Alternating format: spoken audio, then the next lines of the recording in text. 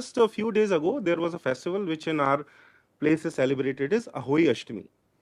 And I don't know whether it is celebrated in many other places or not, but it's a very local festival in the sense.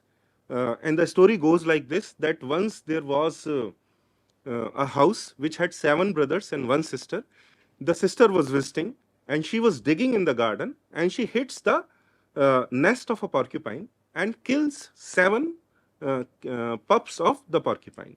So great crime happens, 7 pups are killed, but she is not she has not done it intentionally. The porcupine mother, when she comes, she curses the mother, the girl, that 7, just like you have killed 7 children of mine, 7 children of yours will also be killed.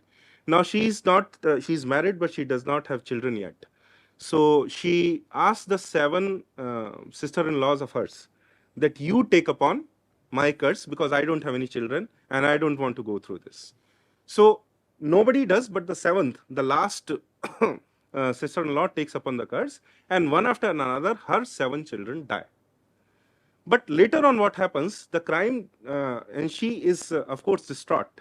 So she prays to the Divine Mother, and the Divine Mother comes and tells her that you have to make a certain pilgrimage. And now she goes on a pilgrimage, and there she sees a snake trying to eat 7 children. I forget some animal whose 7 children the snake is trying to eat. And she kills the snake, saves all those 7 pups.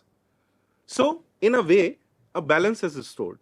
7 pups who were killed, she only when she undoes the crime that has been done, undoes the balance, the rith which was disturbed, when she restores the rith, then again, and when she comes back home, all her 7 children have come back alive. It's a story which seems very superstitious, magical, ridiculous, but that's not how we see it, because there are great symbols and truths that are reflected in that. Like, I am from Gwalior. There was a Tirth in Morena, Patiawale Baba, and every year there used to be a great mela in which 1.5 to 2 lakh people would come. And my father, and everywhere these stories exist, my father would say that once upon a time, what happened that they ran out of ghee to fry the pudis. And so the great saint said that go to the well, just draw some water, and they said, how can we fry puris in water? And when they take water, and then they see that it is ghee, and then they do the entire whatever they have to do, and how many people they need to feed. But then after it is done, it is said that you can never do this while there is no emergency, and whatever ghee is left which you have taken out of the well, you have to put back into the well. And after, there is another injunction, when you have enough ghee of your own, whatever ghee you have consumed from the well, you have to put it back into the well, which will become water. So the sense here is that, and these stories exist everywhere. This is what I heard in my childhood.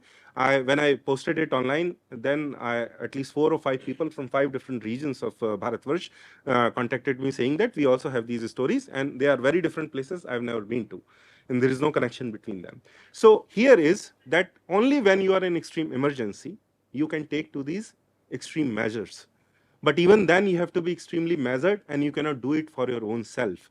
And after, when you are capable, you have to restore the balance. So these, in our stories, in our festivals, in our tihar, all of this tradition of where this great Margiri tradition, great Sanskrit tradition comes down and reflects in all of the Desi tradition. It has always been there. This nature-culture conflict which exists in the West, conflict paradigm, our paradigm has been of continuum paradigm.